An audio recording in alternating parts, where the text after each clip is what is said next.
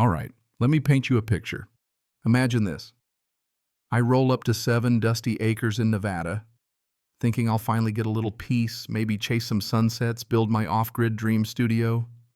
And there it is, an HOA pool, Olympic-sized, sitting right smack in the middle of my land. Not a metaphor, not a neighbor's inflatable thing, a damn luxury pool cabana, freshly paved, parking the works. My first thought, maybe I died and came back as the world's unluckiest landowner. You ever get blindsided so hard you just stand there, jaw half open, questioning reality? Yeah, that was me. 7 acres of stubborn dirt and family baggage, all legally mine, finally after months of wading through probate with enough paperwork to papier-mâché a life-sized Elvis. And now I'm staring at what looks like the set of some mid-tier reality show called Extreme Suburban Takeover. I remember stepping out of my truck, just standing there in the Nevada heat. The plan was simple. Find a spot for my studio, pop, open a cold one, and maybe toast my late grandfather. Instead, I'm blinking at a shimmering pool with polished stone decking lights, a matching cabana, and this shiny sign, Silver Creek Ridge HOA, private use only. No trespassing. A fresh parking lot painted and striped like they're expecting limos, not beat-up pickups. For a second, I honestly thought I'd taken a wrong turn, maybe wandered into a golf resort for folks with way too much disposable income. But no. I pulled out the property map from my glove box, unfolded it with hands that were already shaking a little, not with fear, just disbelief. The pool, the deck, the whole slice of luxury living, sitting right where the map said my south fence line should be. Tree line past the old pump house. Still mine. All mine. Unless Nevada had decided to rearrange its borders overnight, someone had parked a small fortune's worth of pool on my family's patch of dirt. That night I drove home to Reno, too ticked off to eat, scrolling through the photos I'd taken and muttering to myself like a guy who just found a raccoon in his attic. Except, raccoons don't come with monthly HOA fees. Next morning I called a surveyor. Mitchell, good guy, tough as nails, the sort of person you want in your corner when things get weird with neighbors. 4 hours of stakes measurements, muttered jokes about shotgun diplomacy. Then he hands me a folder, raises his eyebrows, and says, 62% of that pool is on your land. Filtration system, too. They ran 2 utility lines right through your parcel. If you want a trespass case, you've got it. Part of me almost laughed. The rest of me wanted to scream. But I kept it together, emailed everything to my lawyer, and like a responsible grown-up wrote a polite, clear letter to the HOA. I laid out their options: move the pool, lease the land, or buy the patch outright. I was reasonable. Hell, I would have been happy just charging them enough rent to buy good beer and maybe a few decent chairs for the workshop I still hope to build. No threats, no drama, just let's work this out like adults. Silence for a week. Then an email lands in my inbox, not from a lawyer but from Karen Montgomery herself, president of the HOA. Attached was a PDF, all official-looking, titled Cease and Desist, Unlawful Harassment and Land Use Threat. I swear you can't make this up. According to her, my family land was community borderland with unclear historic ownership, and my letter, an attempt to blackmail a nonprofit. I read it 3 times out loud, just to hear how crazy it sounded. Karen even ended with this condescending bit. Any future modifications to the pool area will be considered vandalism. She included GPS coordinates, as if dropping a Google pin could magic away county records. So there I was, standing poolside holding Karen's letter in one hand and my surveyor's map in the other, while a neighborhood jogger glared at me like I was about to boost the pool chairs and run for the border. That's when it hit me. Some people only respect boundaries if they're spelled out in steel and paperwork. Next morning, fueled by the world's angriest coffee, I filed for a temporary injunction. No more playing nice. If Karen wanted to flex, let's do it in front of a judge. I also hired a fencing crew out of Sparks. No wobbly chain-link powder-coated steel privacy panels, the whole deal. I wanted something so clear, so solid, nobody could miss the point. The crew showed up, started measuring and marking. And sure enough, here comes Karen storming across the lot, phone in hand, barking like a chihuahua on a power trip. "This is unauthorized construction," she yells. "You can't do this." I handed her the survey and the parcel map. "Ms. Montgomery, this is my property. Right now, you're 3 feet inside it." She snatched the papers like they were radioactive and started taking photos. "You're committing criminal interference," she screeched, but the fence crew kept working. Permits filed notice sent all the boxes ticked. I owed her nothing, not even the time it took to explain myself. Then, of course, she threatened to call the sheriff. And true to her word, a Woe County Patrol SUV showed up, 2 deputies, one older, one younger. Karen jumped right in. "This man is fencing off public space. He's cutting access to our HOA pool." The deputy turned to me, totally calm. "You got paperwork?" I handed him the works permit deed survey. He paged through them, took a long look, and then deadpan said, "Ma'am, this fence is on his property." Karen sputtered something about disputed land and historic rights. The deputy shut her down. "Doesn't matter. This land's his. He can fence it, post it, turn it into a cactus maze if he wants." The younger deputy actually laughed. By late afternoon, half the fence was up, cutting straight through the deep end of the pool, slicing off the cabana and the new parking lot like a hot knife through suburban dreams. Construction fabric, private property signs, the whole 9 yards. I got 3 angry emails from the HOA, a letter from their attorney, mostly empty threats, and a weird note on my windshield.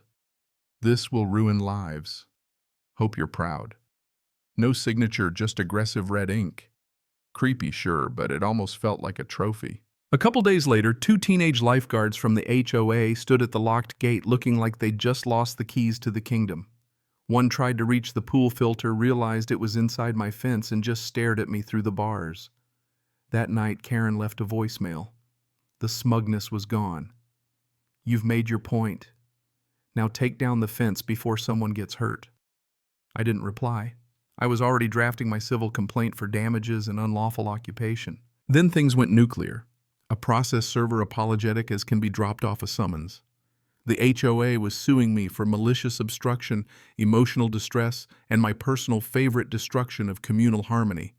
As if I'd gone out with a sledgehammer and a bad attitude. But here's the best part attached, was a scanned letter supposedly from my grandfather dated years before stating he wished the community to benefit from the southern parcel. Signature looked okay. But the letterhead Microsoft Word template complete with digital watermark. My grandfather never touched a computer in his life. He wrote checks with a fountain pen, for crying out loud.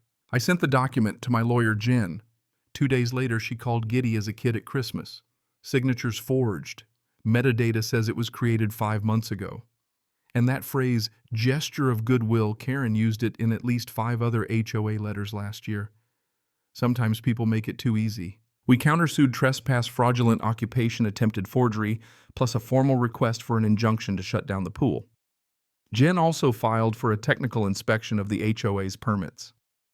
And wouldn't you know it, the county's own building office responded with copies of the original construction permit.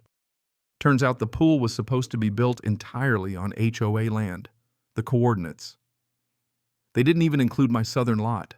The construction plans stopped 20 feet short of my property line. But when it came time to pour concrete, they just kept going. I called the county inspector who signed off. Nice enough guy, but nervous as hell. He admitted he'd relied on the applicant's documents, no personal check of the boundary lines. We added building department negligence to our report.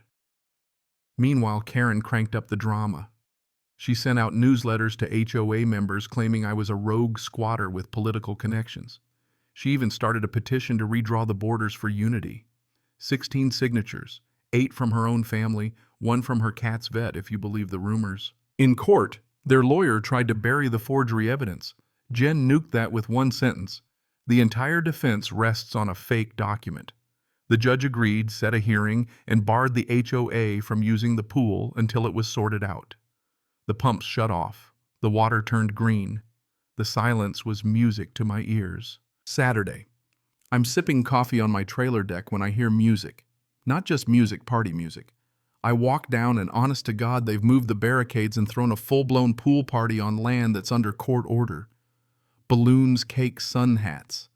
Karen front and center with a megaphone waving like she's running a cruise ship. I start filming. Karen stomps over half drunk yelling, "You can't film people on HOA property." I point to the fence. "Not HOA property, Karen. Mine. And you're violating a court order." She rolls her eyes, dares me to call the sheriff. so I do loud enough for the party to hear. The music dies. Cops show up, recognize the scene from last time.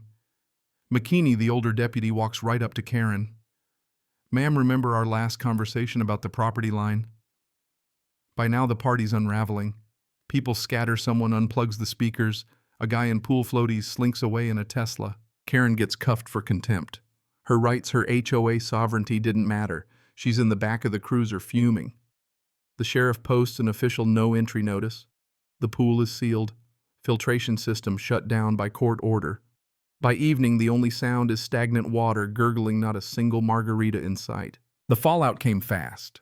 Local news picked up the story: HOA president detained over disputed pool built on private land. Within days, it blew up. Reporters called. Neighbors knocked, asking if they'd really been swimming on my land this whole time. The county sent out code inspectors, found a laundry list of violations: improper pump housing, no secondary containment for chlorine emergency exits routed over my parcel.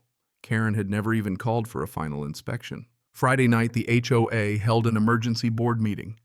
3 members resigned, citing irreconcilable ethical concerns. Karen was put on administrative leave.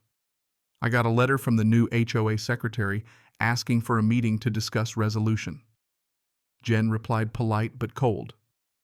"Our client was open to terms months ago. Now resolution is legal, not mutual." A county assessor came out next. He explained that any permanent structure built on my land was now legally part of my property unless the court ordered removal. "So, I own a luxury pool now?" I asked. "Unless a judge says otherwise," he grinned. I stood there staring at the world's most expensive mistake and just shook my head. Court day. I wore my only suit. Jen prepped like she was about to cross-examine a Bond villain. The judge, Franklin Helms, old school no-nonsense, called it like he saw it. Jen presented the forgery, the survey, the building permits. The HOA lawyer tried to bluster, got shut down fast. Our surveyor, Mitchell, testified 62% of the pool is on the plaintiff's land. The defense argued historic usage. Jen's comeback: their only survey was a fantasy sketch signed by someone's dead dog. Then came the twist. Kurt, the permit officer, testified that he approved the build based on internal HOA maps. No certified boundary survey, no amendments after they expanded. "That's gross negligence," Jen said. The judge agreed. The verdict: in my favor by a landslide. HOA ordered to pay $170,000 in damages, transfer the pool to me, dismantle anything on their own land. And best part, Karen sentenced to probation, community service, and a permanent stain on her record for forgery and contempt. The look on her face. You ever see someone realize their castle was built on sand? That was Karen. Frozen, blinking, game over. I walked out, not even smiling, just relieved. Reporters swarmed. I only said one thing: they built a pool on my land. The court just drew the line. Jen grinned. That's your headline. 2 weeks later, I'm sitting on the pool's edge, feet in the water. The HOA's dream project is now mine, locked, secure, and gleaming. New fence, keypad, access, security cameras, and a custom sign, not built with my money, still mine. Karen faded from public life. Last I saw was a blurry photo of her in a neon vest picking up trash by the highway. Community service. Fitting, honestly. Instead of filling the pool with gravel, I filed for a business license. Pasture Springs. Private spa and retreat, exclusive by invitation only. Rented out for events, yoga parties, paid in full, no HOA welcome.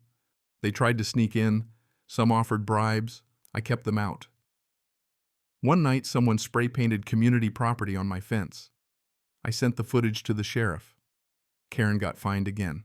Every morning now I walk out, coffee in hand, and hear laughter guests, not trespassers. The land nobody wanted turned into a sanctuary. And every time I pass that pool gate, I tap the metal sign and think, thanks for the spa, Karen. Really. So let me ask you something. When it comes to boundaries, legal or personal, where do you draw your line? Is standing up for yourself worth the storm that follows? Ever been pushed so far you had to fight back, even if the world called you the villain? Tell me your story. Let's see whose line holds.